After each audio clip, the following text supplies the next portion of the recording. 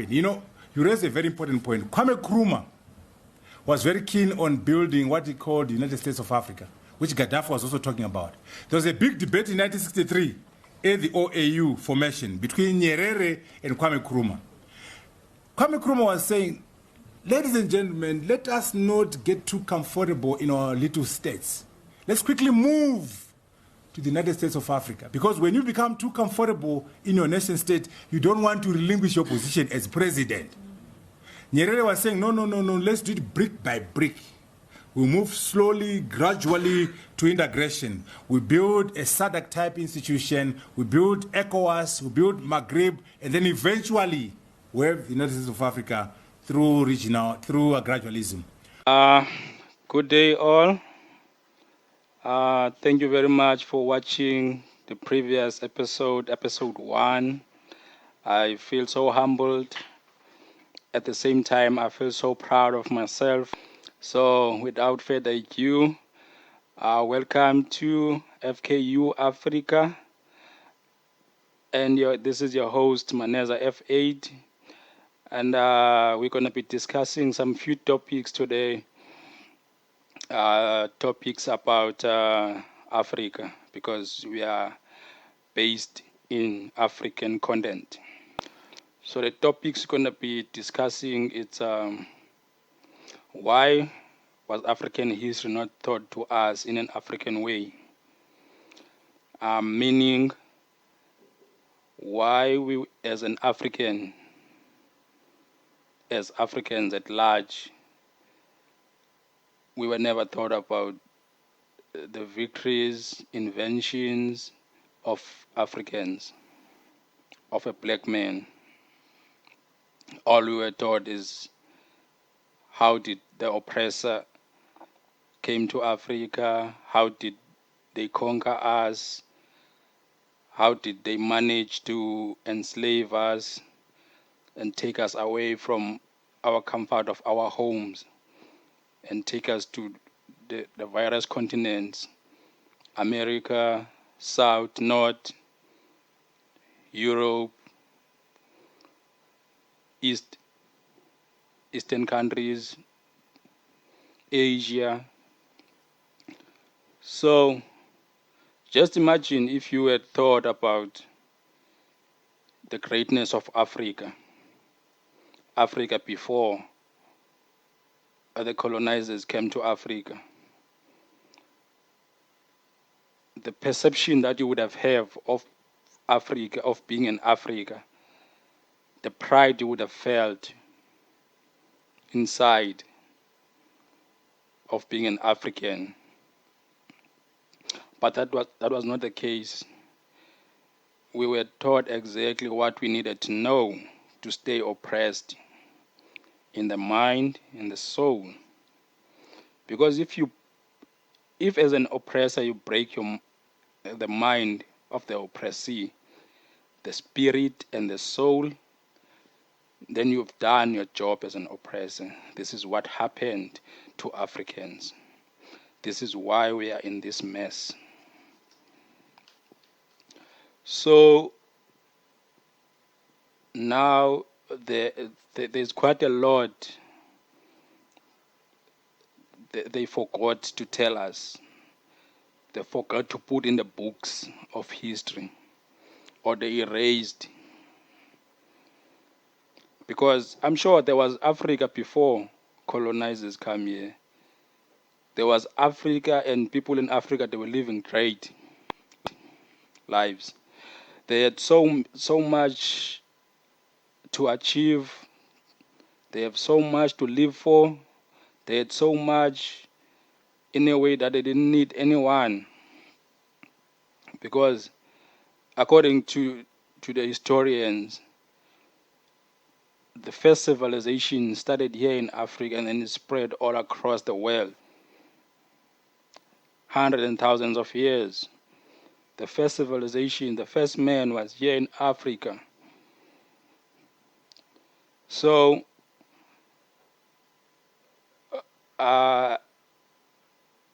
not in any book, not in any school book you can find those kind of things, those kind of history. But you would find the artifacts that they have in their museums all across Europe, all across America. They had so much of our artifacts, man. You won't believe. I've seen videos, I've read about them. They are all over there. Great things about Africa that will blow your mind if you can see them. They even have African bodies that are there from Egypt, because Egyptians had a way of decomposing a body that it would last for thousands of years with staying intact. So why we were never taught our history? Why we were never thought about Africa before colonization? Why we were never thought about the universities that they found here in Africa? Why we were never thought about the great Mansa Musa, the Mansa of Mali, that he had ruled from 1312 to 1337. He was the richest man ever. Up until this date, there's no African, there's no black man, there's no white man that has ever made so much money than that guy.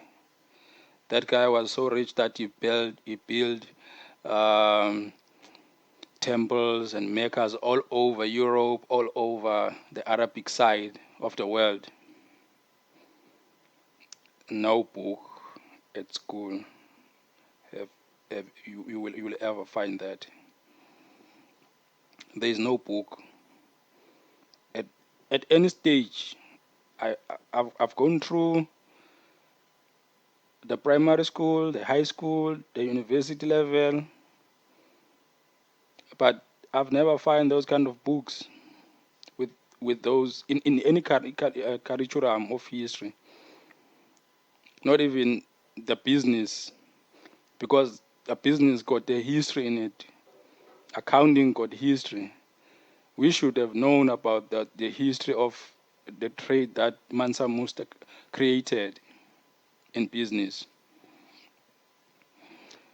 But that was not in anywhere. So why was that not in your curriculum at school?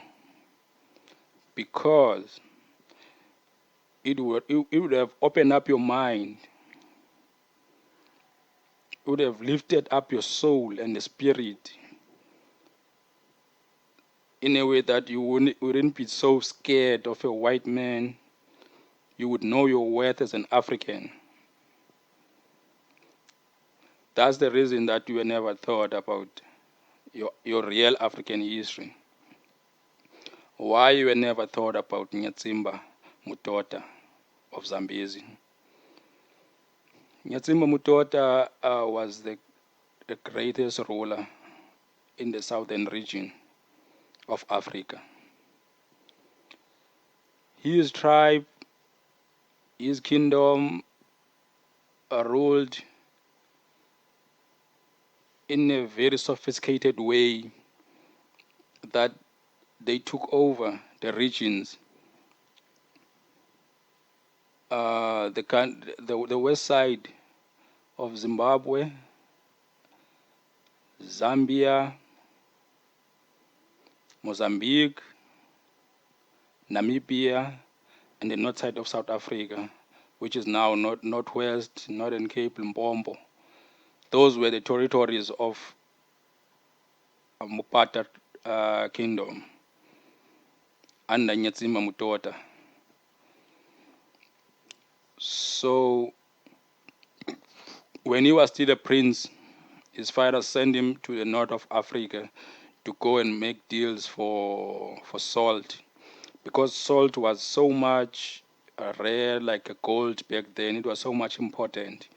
So in his quest, he created a very fluent trade of Africans in a way that you would take whatever they had back then, back at home, like all the plantations that they have, all the agricultural items that they have, and you would take so much soldiers and you would use those kind of things to trade throughout the African countries going north. And he came back with so much salt that he was celebrated for years until he was a president and then took over. Not the president, a king. Because back then there was no presidents, there were kings. So his rule was to conquer, give you riches, give you plants, crops to plant, give you animals. All you need to do is to pay taxes. That's how he ruled. He was not vicious, killing people, children and women and soldiers. No. He was overseeing his territories. Not like what the white men did to Africa. Coming and take over and go and sell our brothers, our fathers, our forefathers. No. So they didn't tell you about Nyatsimba because they knew that you would question how they were treating you, their ways of doing things. So all in all that I took out of Nyatsimba's ruling, Nyatsimba's quest to Africa for salt, it was the borders. It's very important for us as Africans to have one Africa, no borders, open borders, because how can an African be a foreigner in an African country? Doesn't make sense. Doesn't make sense to me. It shouldn't make sense to you because it doesn't make sense to anyone. How can an African of Nigeria, of Cameroon, of Senegal, of Burkina Faso, of Zanzibar be a foreigner in South Africa, in Zimbabwe? It doesn't make sense. It means that we are letting the white man, the oppressor, the slave master win. We're going around, we're fighting each other unnecessarily, we're killing each other unnecessarily. For what? What are you killing another African man for? What are you going to gain out of that? What did he ever done to you? You can't go around hating other Africans just because they are not from your country, but still they are from Africa, which is your Africa. Doesn't make sense to me. The self-hate that we have as Africans is amazing. We need to bring back the humanity. We need to bring back the spirit of Africanism, Pan-Africanism. Without that, we are doomed. Man, the self-hate that we have as Africans, it's amazing. Girls want to be Europeans. There's nothing wrong with your short hair as an African woman. There's nothing wrong with your dark skin. There's nothing wrong if you are short. There's nothing wrong if you are thick. That shows that you are an African. A real African man will appreciate that. The real African woman is beautiful inside. If you are a man going for weaves, going for yellow bones, with nothing upstairs, then you are not building the right future for yourself. What you should be going for is the woman that would uplift you and enrich your life with love and care, regardless of how big are the hair, how slim is her, how white in complexion is her. We need to forget about self-hate. We need to love each other as Africans, as brothers. So for that to happen, we need to push for no borders. One Africa, the United States of Africa needs to happen.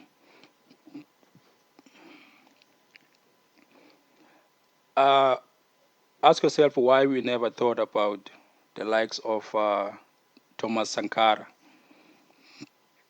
When Thomas Sankara took over Burkina Faso, it was the poorest.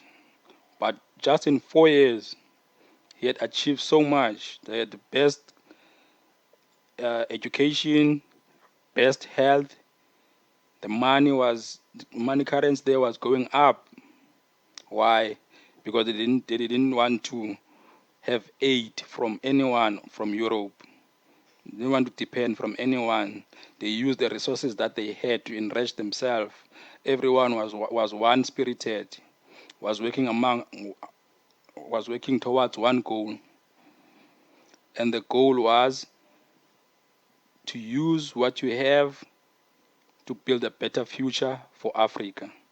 And he was spreading that love among other countries, and he was resourceful for freeing a lot of other countries in Africa.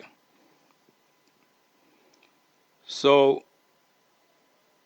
ask me why, and ask yourself why you never thought about those guys. Go around on Google. Stop wasting your airtime and data in Facebook and WhatsApp and Instagram and Twitter and whatsoever. Go and research about these great African men and women that did so much for Africa, that did so much to try and break borders. There's a lot of them. Kwame Nkrumah, Lubamba. There's a lot of those guys. Muammar Gaddafi. There's a lot of them. Their main objection was to build a one Africa. So why can't we fight towards that goal? Because we can. Yes, we can. Why can't we fight towards that goal of having one Africa in Africa with no border, so that I can go and trade in Zimbabwe without paying for any trade funds that I need to pay? If I'm building some productions here in South Africa, why can't I just take a plane or take a bus to Nairobi and sell my stuff there? If I'm selling those stuff here in Khayelitsha and Guguletu, or in Miningberg, or in Soweto, and my average profit is like 35%. Imagine if I can broaden my my customers. How much would I have made? How much can I make with those products without paying all of these trade demands for each country? As a musician, if I can just take a bus to Gaborone, to Windhoek, Namibia, to Kampala, and go and hustle there and perform there in clubs there, how much would I make than going around here in South Africa?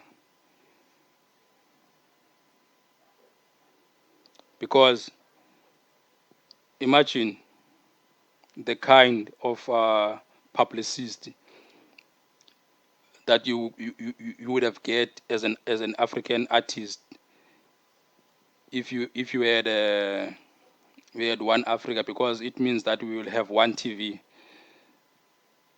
we will have one radio station, There will be many other channels, but they will be showing all over Africa, of course. And if you manage to break into a radio station or into TV, you'll be known by millions, billions, because uh, Africa is over a billion in population. So you'll be known by billions of people, by a billion at least, more than a billion. So don't you think that is a smart move to do? This is what is happening in America. If someone managed to break into the industry, he's instantly known about millions of people already. It's not only the state that is in. Let's say if he's in the state of Ohio or Florida, you are big there. If you manage to break out of there to the mainstream, you are already known by millions in America. This is the same thing that we need to do here in Africa. Well, let's say now if AKA, which is broadly known in Africa, but I'm sure not most of the countries know about him. Ice Prince, Penna Boy, Casper Nyovest, all these guys. As big as they are in their countries and some countries in Africa, but not all African countries know about them. But as soon as we having one Africa, instantly there will be known, because they'll be representing one voice. We need one voice of Africa. This can open a lot of opportunities in any kind, in everywhere. We just need to make it happen. We just need to elect leaders that will go into that direction. If you see that your leader in your country is self-centered and is self-serving, you need to find a way to get rid of those leaders and push on the leaders that are pushing Pan-Africanism, no borders. This is what we need. And we need it now as Africans. So now again, this is why we are not taught about our history, because we would have those questions to ask, those ideas to bring to the table. And now, as an African, you will hear people around you got so much hate, got so much self-hate in a way that if you mislead or you misspell or you didn't bring proper grammar in one English word, they will see you as the dumbest person ever, forgetting that English is not your language. The self-hate that we have as Africans, it's amazing. But I can misspell, I can do a bad drama in any African language, no one would laugh. Why? Because English is made to be superior, and you cannot mess around with English. An African next to you will defend English to the tooth, but they wouldn't say anything if you're messing with their language. Why? Self-hate. So much self-hate, it's amazing. It's amazing. Me, I don't care about English as long as you can hear what I'm saying. If it was for me, I would do this podcast in Xhosa, because ndiyasithanda isiXhosa. But the thing is now, I want this podcast to be broad, to go around Africa. So it wouldn't be smart for me to do it in my own language, because not everyone would understand what I'm saying. So it will be like I'm just wasting my time. Not that I love my language, kakhulu futhi, but now I need to get this message across. I need to get this message far. This is why I chose one of the prominent languages as my title, Fikiria kwa undini, which means think deeper, think deeply, Africa. This is a Swahili language that I used there.